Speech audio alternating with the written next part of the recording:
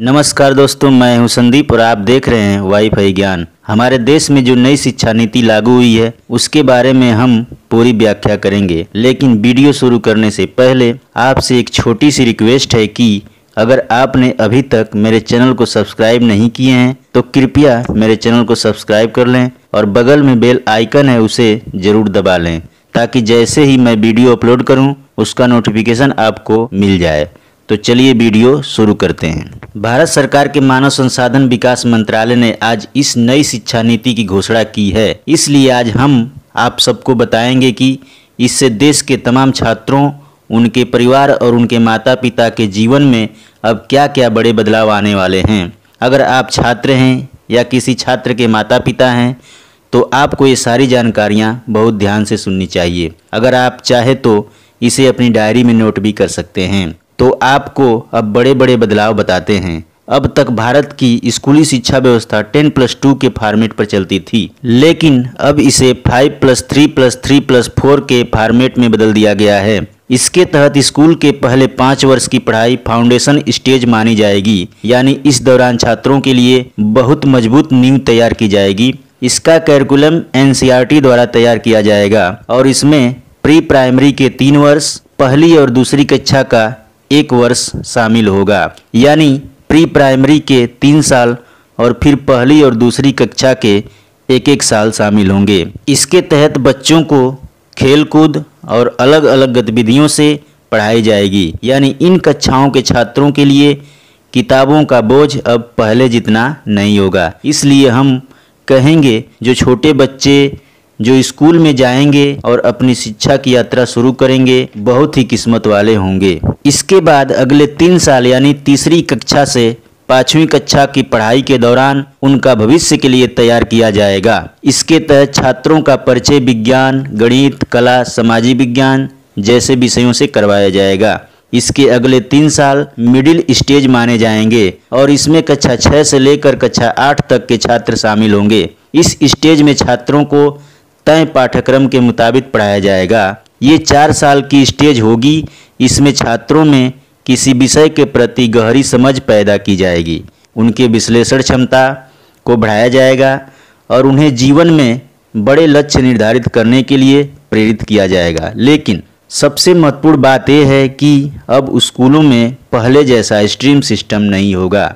इसका मतलब ये है कि अगर कोई आर्ट का छात्र केमिस्ट्री की पढ़ाई करना चाहता है तो वह अब ऐसा कर पाएगा, लेकिन संभव है कि इनकी अलग अलग विषयों का एक पूल तैयार किया जाएगा और आपको इस पूल से ही अपनी अपनी विषयों का चुनाव करना होगा। यानी अगर साइंस के छात्र को भूगोल में दिलचस्पी है और उसके श्रेणी में ये दोनों विषय शामिल हैं तो ये छात्र इनकी पढ़ाई एक साथ कर सकता है। लेकिन इस पर पूरा स्पष्टीकरण अभी आना बाकी है। लेकिन पहले की व्यवस्था जो होती थी, हमारे यहाँ 3 स्ट्रीम मानी जाती थी। या तो आप विज्ञान लेते थे या कॉमर्स या आर्ट लेते थे। अगर आपने आर्ट लिया है तो आप साइंस नहीं पढ़ सकते थे। अगर आपने कॉमर्स लिया है तो भी आप साइंस नहीं पढ़ सकते थे और साइंस लिया है तो आप आर्ट नहीं पढ़ सकते थे। ऐसी चीज़ें पहले हुआ करती थी, लेकिन अब ये सब बदल जाएगा। अब आप सभी विषयों को एक साथ पढ़ सकते हैं। दूसरी बात यह है कि 5वीं कक्षा तक की पढ़ाई आपकी मातृभाषा यानी राष्ट्रीय भाषा में होगी। अब अंग्रेजी में पढ़ाई की अनिवार्यता नहीं रहेगी, यानी अंग्रेजी पढ़ाई की अनिवार्यता को ख़त्म कर दिया गया है। आप अपनी राष्ट्रभाषा में या अपनी लोकल भाषा में पढ़ाई कर पाएंगे। उदाहरण के लिए अगर आप अपने बच्चों को मराठी, पंजाबी, हिंदी, उर्दू, फारसी जो भी भाषा है आपके यहाँ आप पढ़ाना चाहते हैं तो आप उसे पढ़ा सकते हैं। यानी अब अंग्रेजी आपको ज़बरदस्ती नहीं पढ़ाया जाएगा। 6ठी कक्षा में पहुँचने के बाद छात्रों को कंप्यूटर कोडिंग सीखने का मौका मिलेगा। यानी अब भारत के छात्र चीन जैसे देशों की तर्ज पर छोटी उम्र में ही सॉफ्टवेयर और मोबाइल एप्लीकेशन बनाने की तकनीक सीख पाएंगे और 6ठी कक्षा से ही छात्रों को इंटर्नशिप का भी मौका मिलेगा। यानी किसी छात्र का अगर किसी खास विषय में रुचि है और वो उनकी प्रैक्टिकल नॉलेज करना चाहता है तो कर सकता है।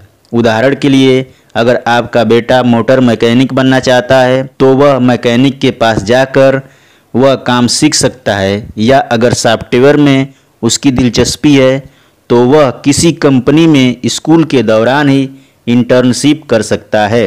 9वीं कक्षा से 12वीं कक्षा की परीक्षा सेमेस्टर के आधार पर होगी। एक साल में 2 सेमेस्टर होंगे, हर 6 महीने पर एक परीक्षा होगी और दोनों सेमेस्टर के अंकों को जोड़कर फाइनल मार्कशीट तैयार की जाएगी। पहले क्या होता था, जो बच्चे होते थे वो एडमिशन कराकर बाहर चले जाते थे, लेकिन अब ऐसा नहीं होगा।